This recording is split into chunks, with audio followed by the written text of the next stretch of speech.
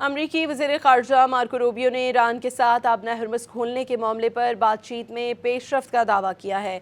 एक बयान में मार्को रूबियो ने कहा कि इस वक्त हतमी तौर पर कुछ नहीं कह सकते, ताहम उम्मीद जाहिर करते हैं कि हरमज़ खुलने से मुतालिक मुआहदा जल्द हो जाएगा। अमरीकी वज़ीर ख़ज़ाना ने भी ईरान से बातचीत जारी होने की तस्दीक कर दी।